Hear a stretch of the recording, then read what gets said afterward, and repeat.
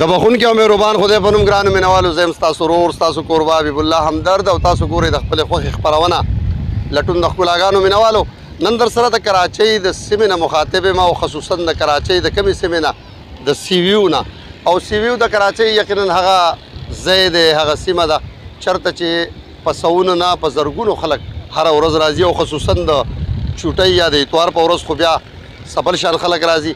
د هغې اهمه وجه دا ده چې یو خو په کراچۍ کې د کلو په شان یا د پښتونخوا په شان داسې لوی لوی سیمې فصلیزې سیمې یا د سیل سیمې یا شینکي ځایونه نشته، بلکې زیاتره د ټولو نه زیات او د ټولو نه اهم مهم ځای چې دی د سیل هغه یقینا دغه سیویو دی. او دغه سیویو ته خلک راځي کلیفتن ته چې د فیملی سره هم راځي، یوازې خلک هم راځي، ځوانان هلکان هم راځي، اتڼونه اچوي او کډې هم راځي، ماشومانان راولي، په دغه سمندر کې لامبې هم خوندونه ترې هم اخلي. او بیا په تیره تیره د دې ځای چې کومه ابو هوا ده او خصوصا هوا چې ده نو هغه خو نمناکه ده، په ګرمۍ په موسم کې خو بیا ډېر زیات ښایسته هواګانې یخې هواګانې خلک ترې خوند اخلي. نن د ملګرو سره خصوصا د هارون احساس او په تیره تیره د کاروان صاحب او ورسره د حیران مداخل د دې سره په شریکه موږ فیصله وکړه چې نن ځو او دغه د سیویو دغه سیمه اینو په خپله یې مینو او خصوصا هغه ملګرو ته هغه خلکو ته هم ډالۍ کوو کوم چې د خپل هیواد نه بهر دي، خصوصا مسافر دي یا د پښتونخوا په کومو سیمو کې هغوی ژوند کوي، نو هغوی ته به یقینا چې دا ډېر ښایسته ښکاره شي، هغوی به د ډېر خوند واخلي. د دغه ملګرو مننه کومه چې زه یې دلته راوستمه او دغه ځای ستاسو سره او زموږ سره شریک کړو. دلته څه وشو موږ څه ولیدل، اگر چې وخت ډېر ناوخته و دغه سترګه چې د انور د هغه پرېوتې ده پته نه لګي چې کوم ریکارډینګ زموږ د هغه به څنګه وي، خو غواړم چې چونکې راغلي وو په دغه نیت نو چې ستاسو سره شریک کړو. نو وختي چې موږ راغلو لا خو نور وو، خو ملګري زموږ څه نڅا خوا دېخوا شوي هم و، حیران مداخل او زموږ په جدا جدا ګاډو راغلي وو، د هغې وجې نه دوی یو ځای ته تللي وو، موږ بل ځای کتل ما او محمد هارون احساس. نو د هغه وجې نه زموږ هغه ملګرتیا چې د هغه ټایم دومره موږ ګډوډ شو چې هغه د انور سترګه پرېوته او د کیمرې ټایم نه دی، خو بیا هم غواړم چې جذبه دغه ده چې ستاسو سره دغه ځای شریک کړم. موږ دلته ولیدو چې اتڼونه هم وشو او ورسره خلک په دې مختلفو وړو وړو ګاډو کې او بیا آسونه چې دی په خصوصي توګه په هغې باندې هم منډې وهي او دغه سمندر چې کوم بالکل غاړه ده نو د هغې سیل کوي. مینوالو غوښتل مې چې یو منظر د سره شریک کړمه. نن سبا خو چونکې د ارتغل ډرامې د وجې نه د آسونو چې کوم زیاتره سوارلۍ دي هغه نورې هم زیاتې شوي، دغسې د تورو د خنجرونو یو قسم وخت راغلی چې خلک یې ډېر زیات خوند اخلي. غوښتل مې چې دلته د آسونه ګرځي او دا ملګري پرې دا خلک کېنوي بوزي راولي. دغه ملګري ته موږ ووایو چې یاره دغه ستاسو د دې اس په کیسه لږ عکسبندي کوو. نو هغه وړوکې ډېره ښایسته خبره وکړه چې دا اس خو څه کوي، اس خو ستاسو نه قربان او راځئ چې څنګه تاسو غواړئ نو دغسې په دې باندې هغه خپل فوټیج وکړئ، هغه خپل سین وکړئ.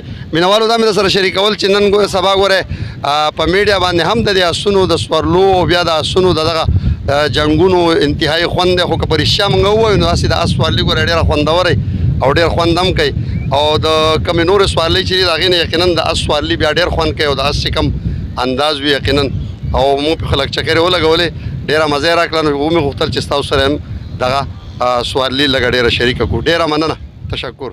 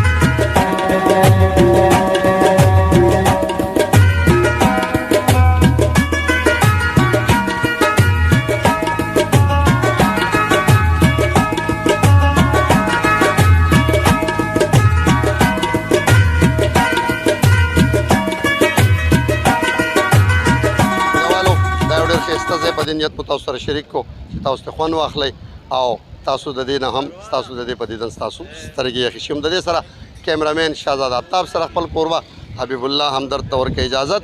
چېرته چې یې ښاد اوسئ، آباد اوسئ، بریالي اوسئ. د لوی الله په امان.